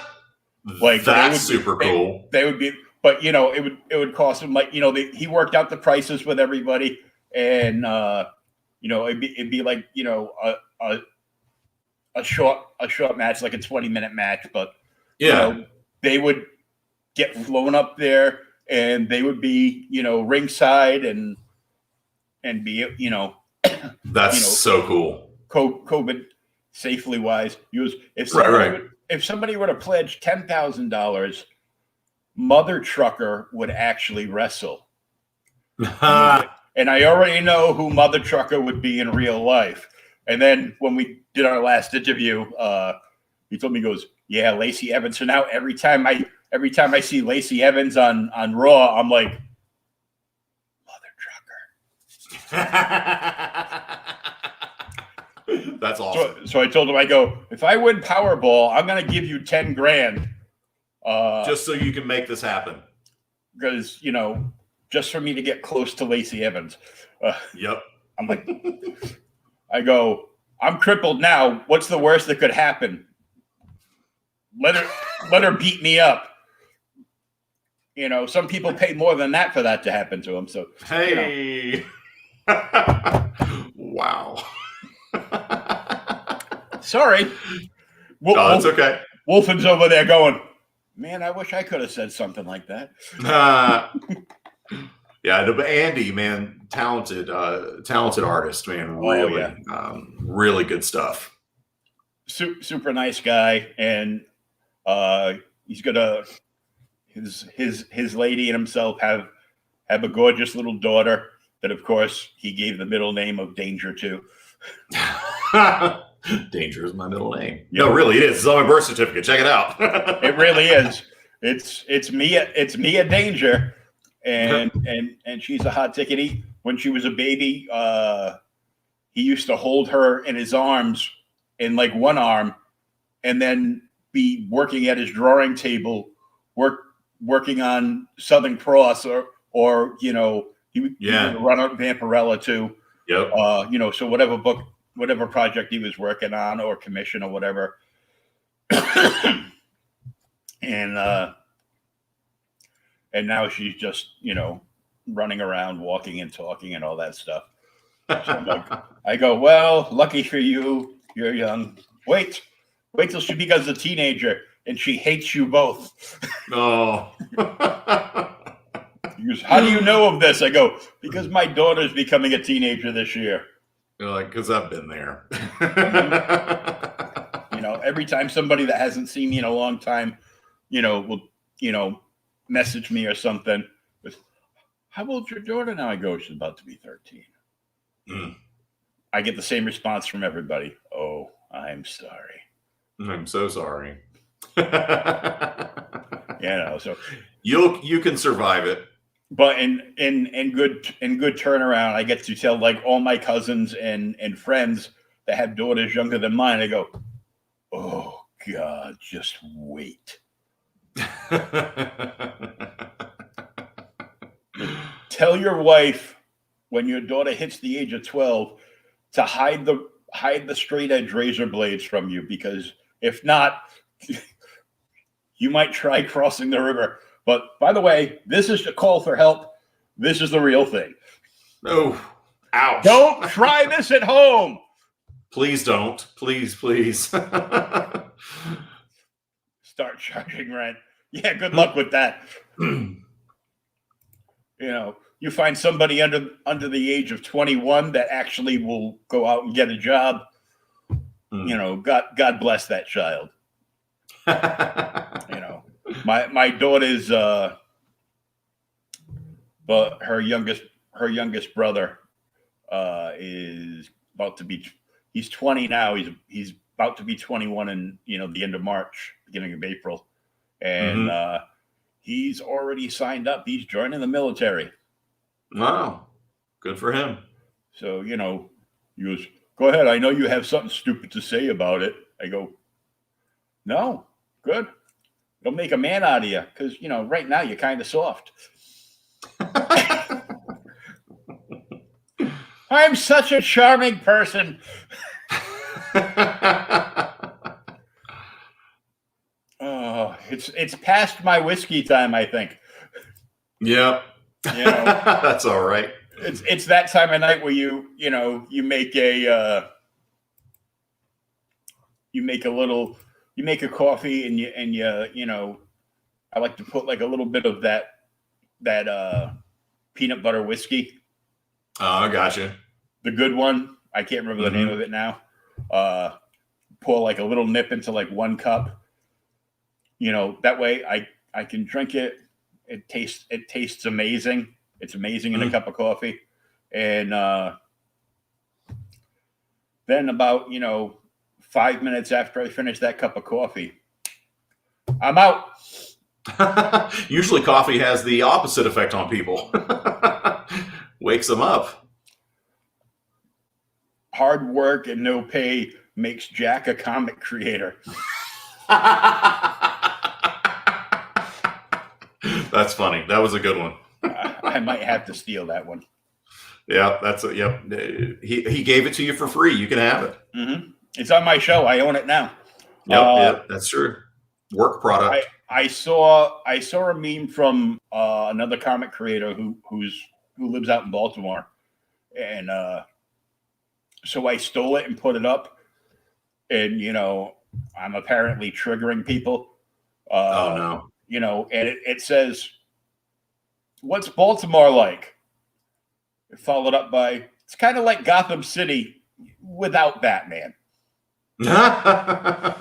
Wow. I've never been to Baltimore, so. But the worst you've ever seen Gotham City, that is actually kind of Baltimore. Oh wow! I saw Baltimore on The Wire, so that's the only experience I've had with it. So, and I watch a lot of Orioles games. So, I'm a baseball fan. So, no need to pay me. I'm already royalty. He's got jokes tonight, man. Oh yeah. Well, he's royalty here because he's been here all night, and he's been following along the whole night. Yeah, he smashed the like buttons, and he's been chatting it up in the chat, thanking Brian Wayne from Cheers to Comics podcast, who popped in. It's always good to see him. He's a cool dude, and it's been fun. So yeah, man, absolutely. We'll have to do it again sometime. Wolfen smashed the like button, but did he subscribe? He probably did, knowing him. I'm sure he subscribed on YouTube. because now you know every time that Rich comes on where you can find him. My channel. Absolutely. Yeah. Makes sense. It's my show. So, Right. So this, we're going to close out episode 92. And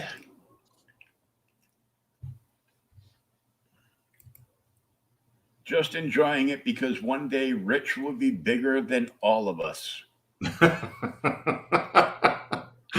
Wow. Thank you. I hope the success continues. I really do. But just happy that the book's getting out there. I'm glad comic book shops are ordering it. You've got until Monday to go check it out and order it from Diamond on FOC.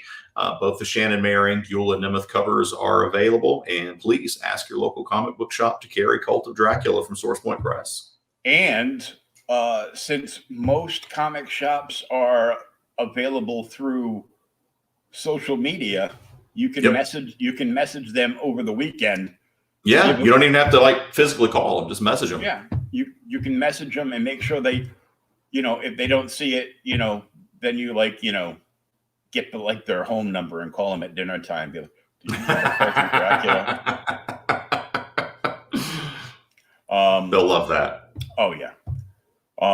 But yeah, hit up your comic shops over the next couple of days and make sure they put in their orders before midnight on Monday. I know a lot of stores finalize their orders early in the business day on Monday and get them all in because it's a long and tedious process to it is to do that order form. And we look forward to seeing the new expanded COD with all those extra pages and the files, the updated art. Updated art. That new beautiful cover hanging behind you, and the and the other one that I shared out that you sent to me, obviously because it's your book. And I saved because I go, that's a really cool picture. It is so gorgeous. And just to remind me when I'm working on stuff and I'm going through my download files, I go, oh yeah. So I gotta go get that book.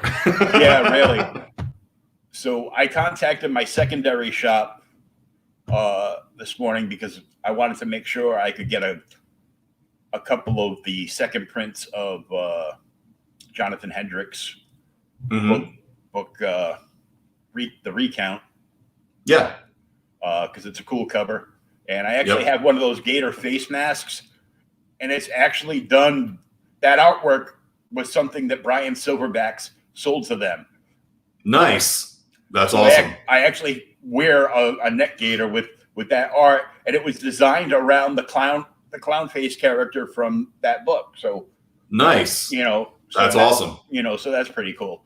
And I got my I had them pull a Dead End Kids 1 in 10 variant. Yeah. Because that's the Ryan Kincaid. Ryan. Yeah. Ryan's doing a cover for Cult of Dracula as well. Oh, cool. Yeah. So brilliantly talented artist. Pleasure to work with. Really nice guy. He was doing a lot of live drawings, live sketch covers. And as soon as he started sketching it out, people in the comments are already bidding on buying the final piece. I know. Yeah. So talented. Talented. So, but he's got I got to read the first issue of Dead End Kids that came out today. Yep. I got to read that a few months ago, and I did a pre-recording with Frank. And funny story, Frank used to do what I do at Outright Geekery. Really? I didn't know that. Prior to this, he used to write articles and write reviews for Outright Geekery. Well, that's awesome. About 4 or 5 years ago. So it was it's kind of like a coming home reunion show. Yeah. But he had showed me like a couple of advanced covers that he could show me, and he told me about Ryan's connecting covers in the book, and the book is amazing. Yes, it is. It like blew me. That third page, as soon as I saw it at the very beginning of the book, had me crying. Had me crying like a bitch. You know, because I experienced that. You know, a lot of most of this new generation have no idea. You know, the actual impact of that to us older folk. But you know, so that's the same shop that I'll be getting both covers of the new Source Point Press Cult of Dracula's at. So yep, I know they ordered them because they order everything. That's a great comic book shop. I'm glad you support them. You know, anything that's on the order, pretty much anything on the order form, they'll order. Nice. You know, they'll order a nice fat stack of like a number one. Yeah. And I'm sure in your case, 2 nice fat stacks of number ones. I hope so. And you know, and if they all sell good, they'll order fat stacks of all the other ones too. So that's the way it works. But you know, I told him I wanted that too. He goes, I don't think that's out. Yeah, I go, no, it's not, but you have to order it in this, you know, by to get it. You have to order it by Monday to get it. So tell Jay. Jay will know. And Jay messaged me. Goes, oh yeah, I ordered those like almost a month ago already. He's a good man. So you know, those will be in there, and I'm signed up over there to get those. And you know, at the end of the month, I'll pay my invoice with them, and they will mail me all your copies. They'll mail me all my copies of any books that are in there, and they were also one of the lucky shops that will be carrying Dinesh's Bad Idea line. Nice. Such very cool. So, but until next time, make sure you get on your comic shops. Get those copies of Cult of Dracula. They have until Monday at midnight to order them. Make sure you get them. Sign up for them. And follow Cult of Dracula on Facebook. Follow Rich Davis on Facebook. And that way you'll know what's coming out. If there's special covers coming out from Scorpion or this company or that company, I'm sure they will be shared out multiple times on the Cult of Dracula page. So follow them and hit the little bell so you get notified of everything that goes up. Yes, sir. And I want to thank you very much for coming on. Very enjoyable conversation with you as always. Yeah, thank you for having me. Oh yeah, it's a blast. And hey, Wolfen, thanks for coming and hanging out. Yep, thanks, Wolfen. I'll see you soon, man. Yeah, just enjoying it because one day Rich will be. Oh, that's the same one I was. Yep, that's okay. That was a good one. You can say that one again. Okay, we'll put that back up again. There we go. I go, maybe you should say more successful than all of us. Right. Because bigger than all of us bigger than all of us might just mean, Rich has been hanging out with me eating gallons of ice cream and he's just, packed down the pounds. Oh, man. Well, yeah, man, thank you again for having me. It's always fun to chat with you, and I've had such a good time, man. And I really hope your listeners enjoyed it, and I hope they'll go out and support Cult of Dracula, and look forward to coming back again sometime soon. Oh yeah, and I will tag a bunch of people and try to send them your way, and we'll go from there, and hopefully this is a huge success, and people can get the trades after the arc is done. Wolfen can get his Omnibuy, and everybody will be happy. That's why we're doing it. Happy horrors, everybody. Until next time, peace, love, and read some comic books.